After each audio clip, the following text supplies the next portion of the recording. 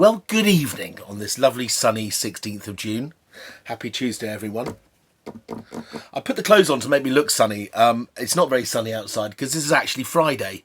I filmed this last week because I wanted some rosé for the weekend and everything else to drink. So, here we have it. Vinesack. Drinks Coach UK, all lowercase. Or me. If you want to ask me anything, you want to talk about anything. Also, if you're watching this on YouTube and you're watching this on a computer, I think on a phone, do press the subscribe button and hit the bell so you get notifications of when my shows start and when they go out and what's coming up next, etc, etc. Okay, so today, I know I've already done one of these in the time that we started in the lockdown, but there are so many good examples this year, I wanted to do another. Rosé de Provence. That's what we're talking about today. I've got three absolute humdingers for you at different price points and have different stories. Okay, so at the beginning we have Made in Provence, MIP, M-I-P, very, very popular, certainly in the London drinking scene. One of my favourite, my favourite local wine merchant, Lee and Sandeman, who've always been very supportive of me. This is a wine that they heavily invest in every summer and usually get rid of it all. Then we've got a wine made by one of the sort of gurus of wine in France. Somebody who has created a reputation for himself which has transcended his own fame and notoriety in France itself. Huge superstar really when he turns up in New York or LA and does big wine events, and has a couple of chateaux that he's very, very cleverly managed to increase the value and price of.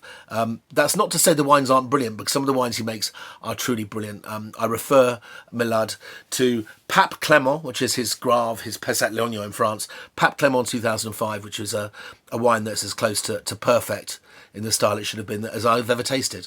Incredibly rich, but poised with acidity and gloss. You either go for sort of silky, glossy Bordeaux wines, you don't, and generally I usually don't, in fact, but Bernard Magret, who's the guy we're talking about, has a cut of jib which is extremely impressive. Now he's also bought an estate and he makes Côtes de Provence. I imagine that's because the trend is going that way. Everyone knows that there's money to be made in them hills, literally. So we're going to do a wine from him as well. Steve and Jeannie Cronk used to be a corporate lawyer. I saw them described in Decanter magazine as an Anglo-British couple, rather than what? An Anglo-Anglo couple? Or a British couple? I mean, if they were Anglo-Swedish, I'd understand it, but what's an Anglo-British couple? I was very confused. Needless to say, very charming couple, very nice. I've only met them once and tend to meet them again. And they've always been very friendly and very complimentary when I've recommended their wines. Domaine de Mirabeau, or Chateau Mirabeau, has been a stalwart in the Waitrose lineup for many years. And in fact, they make many different price points, as most Provence Rosé producers these days do. And Waitrose has always kind of represented them at all levels, I think. If you want to go for Waitrose cellar and buy something special, they have them. So we've got a wine from Stephen and Jeannie as well. So, let's have a look at this. Let's start with the map, I think. This is unusually planned for me. Here we go. This is a map of the region of Côtes de Provence. Here we go. Let's take a picture of this. There we go. Just make sure it's straight. You can see it says Provence on the bottom there. Yeah, that'll do. So over here, you got Nice. Actually, no, not over there. Over there, you got Nice. There you got Fréjus. And down here you got Marseille. And Côtes de Provence, the Rosé region, fits nestled between the two cities. So where these wines come from, just to give you a quick idea, if we zoom in, there are lots of different bits. If you've seen my first Côtes de Provence show, I did try and concentrate and explain there are different regions.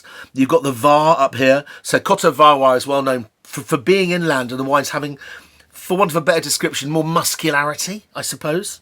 If you come over here to Saint-Victoire, you've got an unusual microclimates. They're very specifically separated. So you've got Côtes de Varois, Coteaux de Varois, and you've got Saint-Victoire. This is Saint-Victoire, the first one, which is high altitude.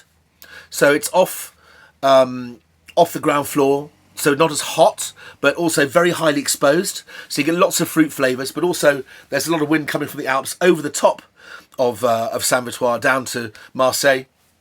So there's a lot of freshness. So the wines, to sort of define them, are pale, very fruity, and lifted and fresh. There's something succulent and slightly citrus about them, which you don't always find in Côte de Provence. Middle one comes from down here. It's more in the sort of like the tenderloin of Côte de Provence. This bit here is Côte de Provence AOC. It's just inland from Fréjus, around there. And in fact, Stephen's wine comes from just south, a bit towards the coast, but really sort of towards the sea, which means that the wines have more of what we call a maritime character, which I will explain in more detail in a moment. Okay, so first wine. This is Made in Provence. Meep! Love it. Love the label. It was when it first came out. It was it felt really daring to have a label like that. But in that time, over the last 10 or so years, everyone's now concentrated, being creative with their labels, and I think about flipping time, really.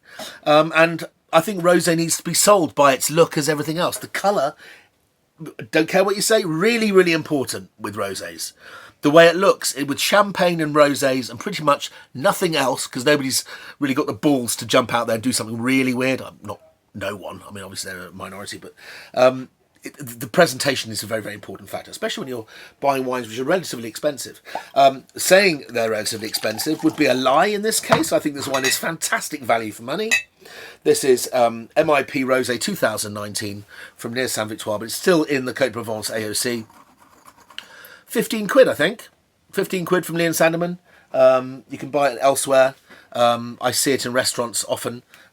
Very versatile drink. If before all of this shit show happened, and people would maybe go and have a bottle of wine, maybe sit outside La Bohème in Soho, and then go in for a salad niçoise. What best to drink than this? Because you could smash one of these, smash another one, or go halfway down and go, I better go in and mop it up with some potatoes and some beans. Go in and have a salad niçoise, and then stagger into a taxi, I hope, on the way home. So, yes, typical of the style of this wine. I recognise it every time I smell it in a lineup. It has that sort of soft peachiness and sort of like almost nectarine fruit character that a lot of Côte de Provence wines have. But there's always a smell of grapefruit, I think. I think it's grapefruit. Yeah, it smells of grapefruit. Or really juicy navel oranges. There's something succulent and citrus, but not in a really sharp sense. The wine's very pale, as you can see. If I just get sort of a white background, I've tried to white balance this show, but you can see that it's almost a skin colour. Pelure d'oignon, the frogs call it. Onion skin. So,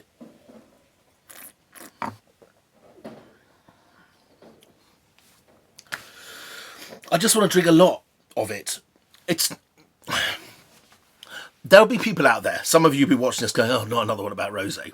And particularly about Provence Rosé, because I know you out there. I know some of you, I've met you, who will be thinking, oh, rosé. Rosé's not even fine wine. How can you even begin to talk about rosé in the same breath as you talk about things like Bordeaux and Burgundy and Rhône? Well, I'll tell you why.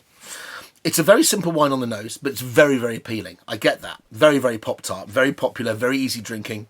It's like lift music. It's like Lighthouse Family in a restaurant. But when you have the palate, when you have the wine in your mouth, again, when they're young, not particularly complex. Some are capable of aging. Some of the really good stuff, particularly in Bandol as well, over the border.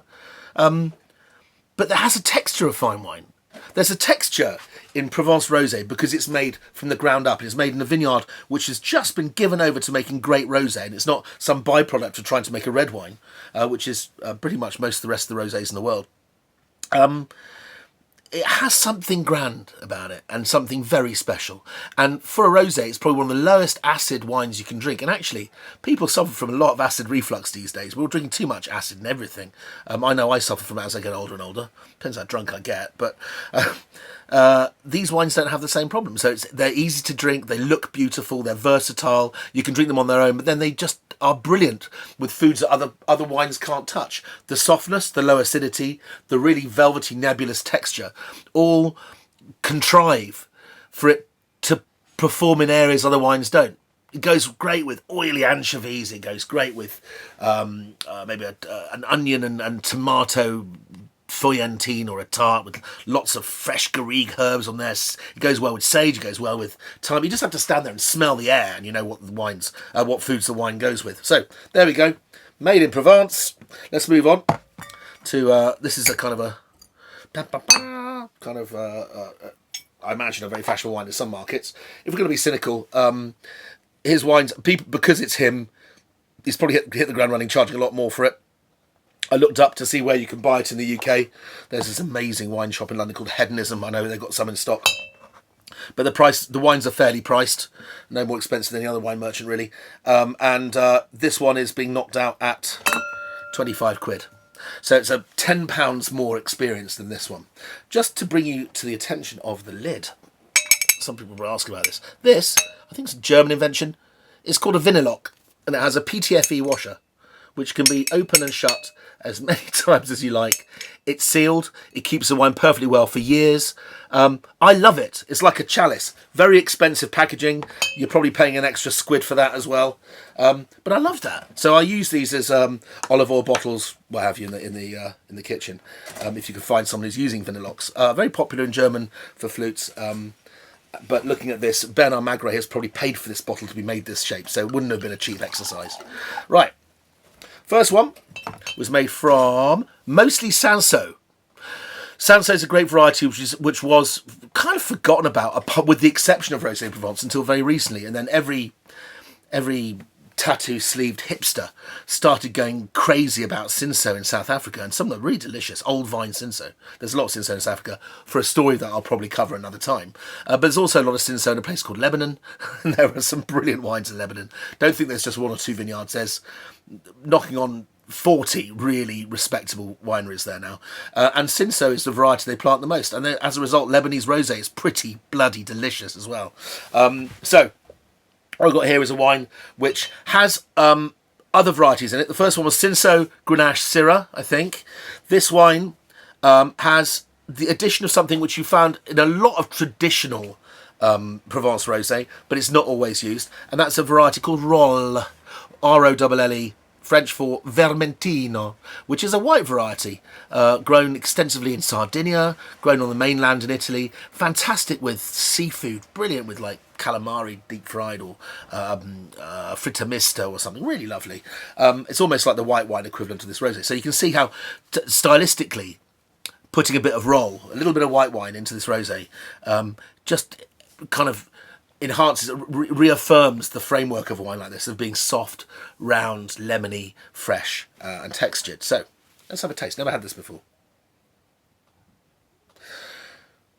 Nose is very polished, would be the word I use. Again, like his Bordeaux's, he does make a Bordeaux which is cheaper than his Pape Clément one, which I'm very fond of, which is up in Santa Steph at the top of the Medoc, which is very fine. What's it called? Is it Chateau Pays-Latour? I can't remember. Must look that up. Anyway, absolutely what I expect from this guy. It's bigger, more concentration, but then, would I say blousy? I think that's unfair. I immediately felt alcohol in the mouth. This wine is 12.5%, which is why I like Provence Rosé, so not particularly heavy. Magret's comes along, 14.5%. Everything was going swimmingly well until I put that in my mouth. It's big, powerful. It's obviously made in a style that the Americans and the Japanese and the Australians are really going to appreciate, because they like big textures and big flavours. And it also frames into rosés that they know. If you buy rosé in California, if you buy rosé in Australia, let's take, for example, Rose of Virginia from Barossa, which is a famous rosé, or Turkey Flat. Those wines are big because of the alcohol from the sunshine. I think the whole point about Provence Rosé is it doesn't have to be big. So I'm finding this a wine which I would, let's kindly describe it as very, very, very well made and needs food. Should we call it that? I mean, a Côtes du Rhône rosés, Tarvel rosés can be high in alcohol, robust. And this is like a very, very soft, almost a Burgundian equivalent of that, where Côtes du Rhône rosés are quite big, bit of saucisson, quite punchy, or maybe with a bouillabaisse. This wine has the same framework, but it's just a little cuddlier. Okay, put the Vinilock back on. I shall certainly be using the bottle again. Okay, moving on to the last one. I've really loved Mirabeau since I started drinking it, and the reason why I like it is it's always has a clarity of fruit, a purity of style. This wine is just a bit further south than this, but they're both towards the sea, where I said I'd explain what a maritime influence is. The closer you are to the sea, the smaller the diurnal temperature variation is. That is to say that the temperature during the night and the day doesn't fluctuate as much as if you're inland in the hills where it's freezing cold at night and then you're baking in a desert during the day. And it can get really hot. If you go off to the east of that map that I showed you, to Provence, it's just sunny side of the moon hot. So it's very careful. You have to be careful where you plant your vineyards. These vineyards would be influenced and moderated by the sea. The Mediterranean Sea will stop it being boiling hot during the day, and it will stop it being freezing cold at night. And wines that are like that tend to have a certain shape. The most famous place that has a maritime influence like that would have to be Bordeaux. We always use that as a benchmark for things. But you've got the Atlantic there, and the same thing happens. What happens? The white wines and the rosés have a silkiness to them. They have a textural silkiness. But there's also just enough cut, just enough fresh acidities, bite to them for them not to taste blousy. But what Steve and Jeannie do here, I think, it is Jeannie, isn't it? I hope I got that right. They use just Grenache and Syrah, as far as I can tell. Well, typically they use just Grenache and Syrah. So you're taking away a lot of the background noise, which obviously in the middle one, they're trying to create orchestral richness, trying to create lots more instruments and different sections in the orchestra to, I suppose, fill out the wine in some ways. But the first one, which is Cinsault driven, has Grenache and Syrah in it as well. But this one is straight Grenache and Syrah, roughly half and half. I think it's probably 60-40 Grenache Syrah, something like that. Let's have a taste. How are we doing for time? Yeah, it's nearly 17 minutes. We're doing okay. So, you see, that's just lovely. That's just so pretty. That smells like a Bellini. There's no two ways about it. First one has that lovely grapefruit, which one could maybe infer from knowing the grape varieties that maybe the Cinsault does that.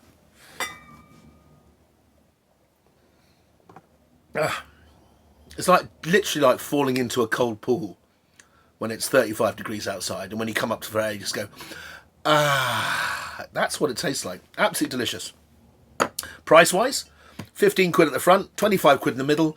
I was looking around and it looked like it's £16 maybe. It's a shade out more expensive than this, but certainly less than 20. Phenomenal value as well. If you want to spend less than 15 quid, he's your man. Phenomenal value. If you're a Russian gangster or you're American, you probably like the middle one. See you later.